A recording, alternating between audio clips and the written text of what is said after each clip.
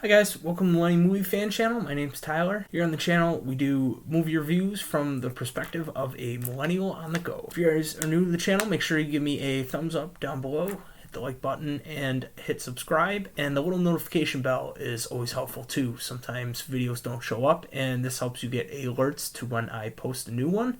And share this video around all your friends and family on Facebook, Twitter, and all different kinds of social medias. But today's review is for The Mandalorian, Chapter 12, The Siege. This was directed by Carl Weathers, who plays Grief Karga himself. So he's back in this episode along with Cara Dune, and Mando heads back to Navarro. But when we first see him in the opening scene, he's floating over space with Baby Yoda. They're doing some repairs on the Razor Crest, and Baby Yoda is in this tight little space fixing the wires, and he doesn't know what he's doing. And this is straight out of Guardians of the Galaxy 2 with Baby Groot, where they're like, don't touch that button on the bomb, you'll kill us all. And he's like, I don't know what to do. And he's like, should I hit this one or this one? And Baby Yoda's sitting there with the cords, and he doesn't know which one to plug in or what to do. He was even in this little crevice, which he's small and good for thieving, as Yondu would say in Guardians of the Galaxy 2. But that was a funny scene. Baby Yoda ends up like electrocuting himself, which is crazy. The next scene we get is when they go back to Navarro, but they show Cara Dune taking out all these like snaggletooth type alien guys, and one of them refers to her as the Marshal. So she's now the sheriff. She's taking them out in a very MMA style fight, which is fitting for Gina Carano. But I like the choreography of that. She even does the Punisher role that he does in the Netflix series, where he rolls over a guy's leg and like grabs his leg as he's coming up, so the guy's draped over his back, and they're just shooting at the dead body, and he's using it as a human shield. She pulls that move out, so that was pretty badass too. So when Mando lands, we see Grief Karga again. We see the effect that him and Cara Dune, with the work that they've been doing to revitalize the whole community on Navarro, the whole planet. They have set up schools and different kinds of infrastructure like marketplaces and stuff where it's like kind of peaceful, but that's only extended to this particular zone. And there is actually a Imperial base that is still operating, supposedly with a skeleton crew. They are like, we're going to take this base out, we're going to free our planet, we're going to make it more prosperous if they're not here. That's kind of the setup of the episode. But Baby Yoda, they put him in the little school with a bunch of kids. There is a protocol droid that is teaching the class, which is the same type of droid as C-3PO. And Baby Yoda also like steals his kids' vanilla wafers. They're like a blue like cookie or something that he's eating, and he uses the Force to take it away from the kid. That was adorable. Baby Yoda was always awesome. In this episode, the child was super cute with a lot of the things that they did. They did everything right in this episode, I think. It was crazy. Carl Weathers did a great job. I think he should come back and direct. They recruit the help of that annoying blue guy, which was the bounty in the first episode of The Mandalorian that Mando put in carbonite and froze. I guess he's been working for Grief Karga. He's been doing the books for him as like accounting. For some reason, his species are good at accounting, which is kind of weird. They jump in his speeder, which is the same kind of speeder that Luke has in A New Hope, and he takes them to this base. And there's stormtroopers walking around the hallway. It's very reminiscent of the original trilogy, and we even get a stormtrooper that drops a TK-429 reference, which is kind of a Star Wars tradition. Blue guy makes a joke about there not being any guardrails on the reactor, which looks very similar to the one from the Death Star. I'm pretty sure it is the one from the Death Star, and it even looks and sounds similar when they deactivate the thing and get it set up to blow. So they're going to blow up the base. It sounds like the one that Obi-Wan turned off, and it goes woo. I hope you guys like that impression.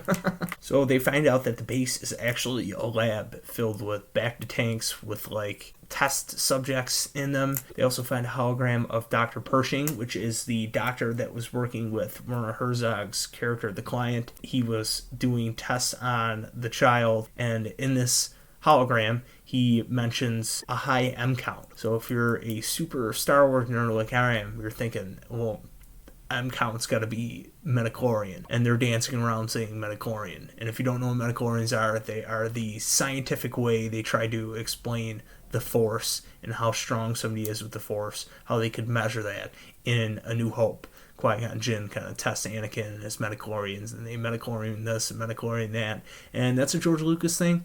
So I like that they're going back to it, but it also kind of demystifies the Force. So it's a big thing in the Star Wars fandom where people disagree and it's a big point of contention. This is going to be a polarizing thing if they really dig deep into this. You had to think that that's why they wanted the child, was because of how special he is with his Force ability. I didn't know what they were going to do with it. I assumed it was going to be something kind of similar to this, but we get another little taste of it without fully knowing exactly what they're doing. But I think they can kind of scratch the surface of that without getting too into it and turning the people off that don't like that aspect of Star Wars. From the recording, they also learned that Moff Gideon is still alive, which is important because he's coming after Baby Yoda for the reasons that we just discussed. So Mando had left him at the school. He's like, I gotta get back there because he's not safe without my protection. So Cara Dune, Greef Karga, and that blue guy have to steal a troop transport, which are like the old Kenner toys. They gotta steal that. They drive it off a cliff. They're being chased by scout troopers on speeder bikes from Return of the Jedi. They're getting chased by TIE fighters, and the base blows up, and then they gotta fend off these TIE fighters, which Mando swoops in, blows them up with the Razor Crest, which was awesome. And that like chase was awesome with the speeder bikes and the way they had blown up and like rocking back and forth and all the sounds of the gun going off. Everything was very nostalgic, but man, that aerial battle with Mando and the Razor Crest, that was incredible. That was great. I really liked that. I liked the aspects of the fight scenes and the laser battles when they're in the hallway up and down that base. I just think that they did a really excellent job with this episode. Everything about it, how it teased later things, and then those battles were great. But that chase was a major part of this episode, and it was incredible. There's the New Republic X-Wing pilot that responds to the reports that an Imperial base was on Navarro and had blown up, and he had the signal for the Razor Crest and its docking records on Navarro. So he's kind of still tracking Mando around because he gave him that warning and he knew something was up and that he's causing trouble out here in the Outer Rim. So he responds to the call and he's talking to Greef Karga and he's trying to like throw him off the scent. And when he comes out, he tries to recruit Cara Dune.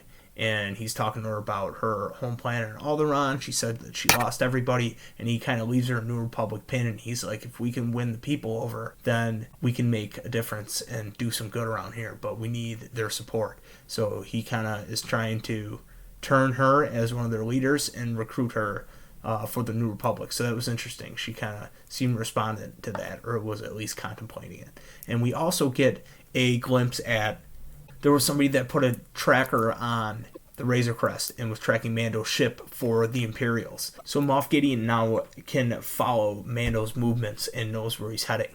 And we know that he's heading to see Ahsoka. I can't wait for when he finally does meet up with Ahsoka, if he does, which I assume he is because they're teasing the crap out of it.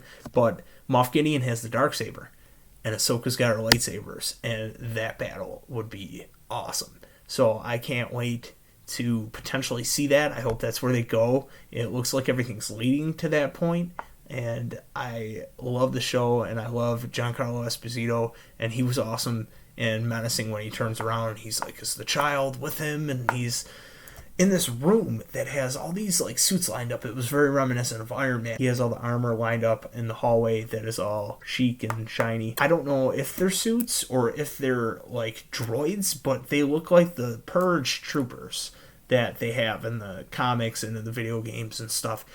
I might be wrong, and they might not be that. I couldn't really get like a good look at it, and it wasn't automatically recognizable. So maybe it's a totally new stormtrooper armor or droid or something that the Empire's using. I'm not sure. It might be completely new, or it might be something from like Legends or that I just didn't pick up on right away. I've only seen the episode once, but that was incredible. And the Star Destroyer coming over the top when you first start that scene is very reminiscent of New Hope and was awesome. And it looked like it was a weird kind of ship too. I don't know if that was a Star Destroyer.